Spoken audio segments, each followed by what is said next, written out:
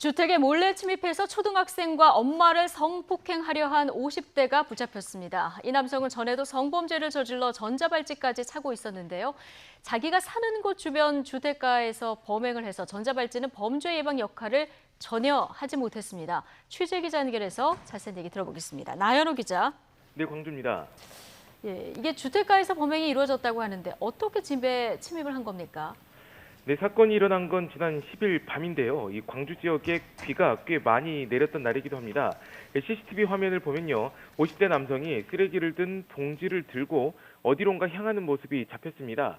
이 쓰레기를 버리고 집으로 돌아간 게 아니라 이웃이 사는 주택에 침입한 겁니다. 이 주택은 이 남성, 이 51살 선모 씨가 전에 새들어 살던 집이기도 했습니다. 그래서 내부 구조를 잘 알고 있었습니다. 선 씨는 범행을 위해 이 어른 키높이의 담장을 넘었고 곧장 2층으로 향했습니다. 2층에서는 8살 여자아이와 그리고 어머니가 살고 있었는데요. 문을 열고 침입해 차례로 성폭행을 시도했습니다. 예.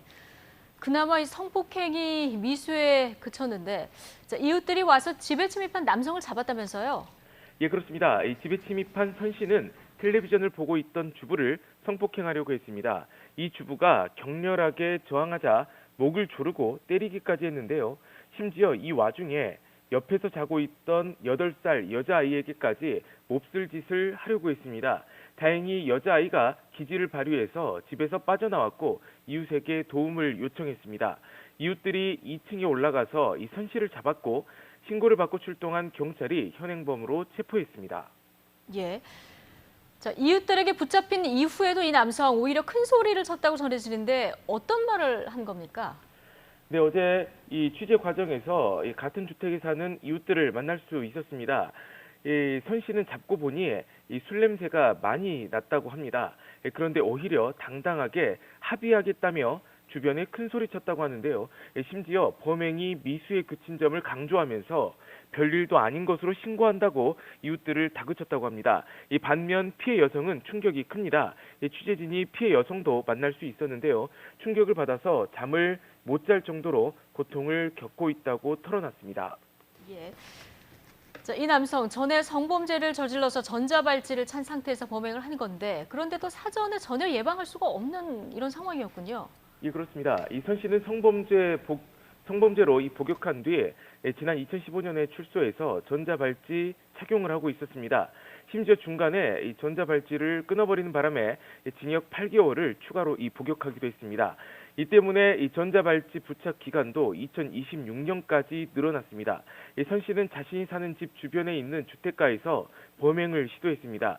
그러나 이 주택가는 이 전자발찌를 찾다고 해서 가지 못하는 곳이 아닙니다. 이 전자발찌는 이 학원가나 학교 근처로 갈 경우에만 감지되기 때문입니다.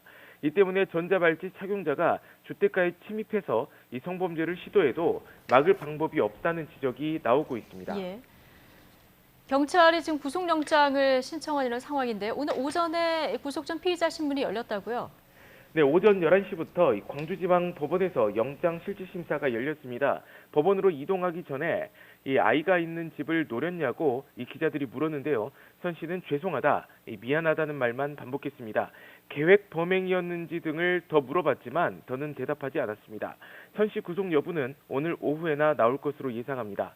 피해를 본 모녀는 이 치료와 그리고 전문가 상담을 받으면서 안정을 취하고 있습니다.